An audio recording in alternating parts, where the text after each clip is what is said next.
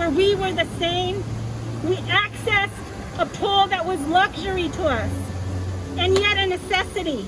Because if you know that black and brown children don't know how to swim at the same rate as our counterparts. And now we find ourselves here in 2021.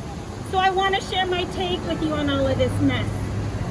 After 1964, during the Civil Rights Act movement, many public pools like Brook Street Pool were defunded and closed, leaving many of the urban barrios without a pool. In some states, these closed pools were filled with cement. And if you've heard Council Member Wise say, let's fill that pool with cement.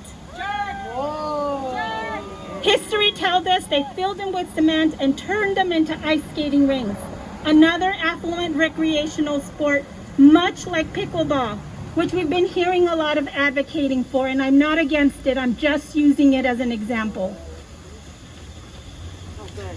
Prior to 1964, we, the black and brown community, the indigenous, the BIPOC, we couldn't swim in pools and beaches because we had no access, and or because of the color of our skin. And decades later, we are facing the closure of our Brook Street Pool that services the majority of our Latinx, Chicanx, indigenous, and people of color. History tells us that pools in urban spaces like Crown Heights and East Side, also known as Center Street and Pozole, were replaced by membership clubs and elite facilities that charge membership fees and were out of reach physically, financially, and socially. This was the case for many people of color, just like the ones that live in the D1 area. Does this sound familiar to you? Ask yourselves now, who visits the new YMCA Center on the corner of College and Mesa? These are the same community members that will visit the new Aquatic Center at El Corazon. But our black and brown children need access to pools too.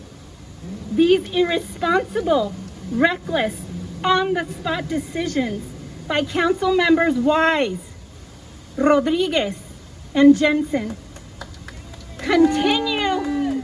continue to perpetuate racial inequality, also known as systemic racism, and that is happening here in our beautiful Oceanside. They make radical privilege decisions without regard or consideration for all of the communities they represent. Shame on them. And before I close, I want to share a voice from one of the mothers who raised her children in Crown Heights, or Center Street, and East Side, and the Valley. A voice of just one who cannot be here. And I ask yourself, look around.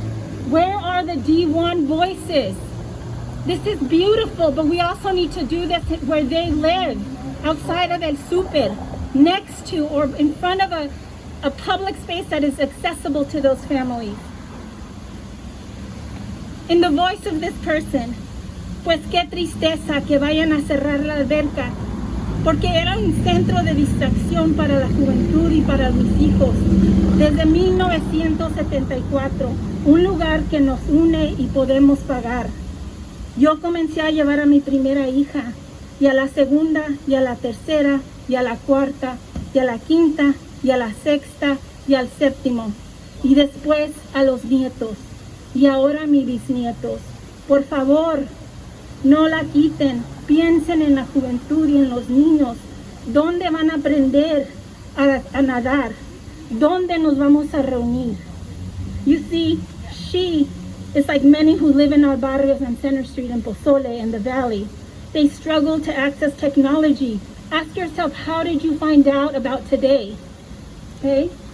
She cannot come here because there are real barriers, like she's taking care of her 96-year-old dying mother, like transportation, like loss without pay, like child care, like immigration, the real fear of being harassed within her own city and neighborhood, and they may not fluently speak English. This woman is my mother, Graciela Mora. Mom, I hear you and I see you, and I will not stop. Gracias.